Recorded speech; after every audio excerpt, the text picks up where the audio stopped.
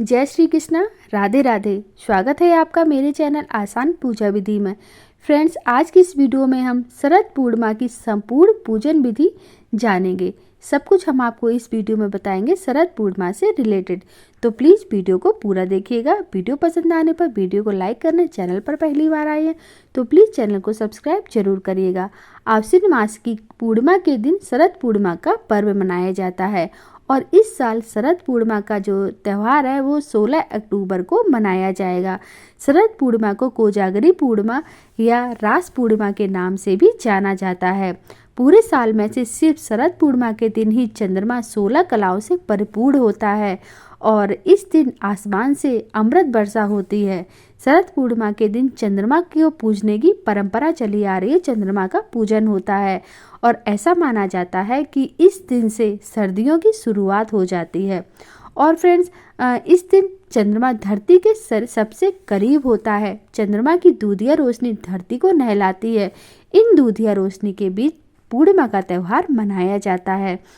शरद पूर्णिमा के दिन ही माँ लक्ष्मी की उत्पत्ति समुद्र मंथन से हुई थी और इस दिन माँ लक्ष्मी पृथ्वी पर विचरण करती हैं। अपने भक्तों पर धन की देवी कृपा बरसाती हैं।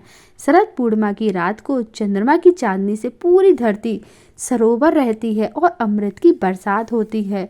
और इन्हीं मान्यताओं के आधार पर हमारे यहाँ ऐसी परंपरा बनाई गई है कि रात को चंद्रमा की चांदनी में खीर रखने से उसमें अमृत समा जाता है। तो किस किस के घर में चंद्रमा की चांदनी में खीर रखा जाता है, कमेंट करके जरूर बताइएगा। अब हम आपको शरद पूर्णिमा की पूजा विधि बता देते हैं। तो शरद पूर्णिमा के दिन पवित्र नदी में स्नान करने की परंपरा होती है, पर आजकल पवित्र नदी में कोई स्नान नहीं कर पाता है। सभी लोग घर में ही स्नान कर लेते हैं। तो अगर आप भी बाहर नहीं जा पा रहे हैं स्नान करने, किसी तालाब में, किसी सरोवर में या फिर किसी नदी में, तो आप अपने घर के पानी में ही थोड़ा सा गंगा जल मिला लें और फिर उससे स्नान कर लें और स्वस्थ वस्त्र धारण करें। लकड़ी की चौकी पर फिर आप लाल रंग का कपड़ा बिछाएं और इस स्थान को गंगा जल से पवित्र कर लें। इस चौकी पर अब आप माँ लक्ष्मी की प्रतिमा को स्थापित करें और लाल चुनरी पहनाएं। इसके साथ ही धूप, दीप, नैवेद्य और सुपारी आदि अर्पित करें। तो माँ लक्ष्मी की पूजा करते हुए, ध्यान करते हुए लक्ष्मी चालीसा का पाठ करें और फिर शाम को भगवान विष्णु की पूजा की जाती है। भगवान विष्णु की पूजा में ही जैसे आपने लक्ष्मी जी का पूजन किया है उसी तरह से भगवान विष्णु जी की मूर्ति को या फिर फोटो को स्थापित कर दीजिए और फिर आप विष्णु भगवान की पूजा करिए, ठीक है। और तुलसी का पौधा के पास आपको दीपक जरूर जलाना है। पूरे कार्तिक के महीने में तुलसी की सेवा की जाती है। तुलसी के पौधे की दोनों टाइम तुलसी के पौधे के पास दीपक हमें जरूर जलाना चाहिए। इसके साथ ही आपको चंद्रमा को अर्घ्य देना है और फिर चावल और गाय के दूध की खीर बनाकर चंद्रमा की रोशनी में रखें।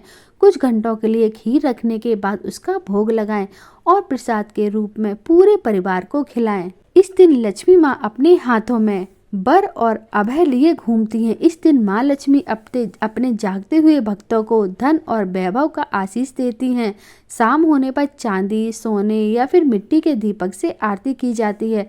रात भर महालक्ष्मी का ध्यान और पूजा अर्चना करने वाले भक्त को लक्ष्मी जी का विशेष आशीर्वाद प्राप्त होता है। इस तरह से शरद पूर्णिमा की पूजा जो है वो की जाती है। सुबह हम लक्ष्मी जी का पूजन करते हैं और शाम को हम विष्णु भगवान और लक्ष्मी जी दोनों का पूजन करते हैं, ठीक है। तो पूरी पूजन विधि मैंने आपको बता दी है। उम्मीद करती हूँ दोस्तों आज का वीडियो आपको पसंद आया हो।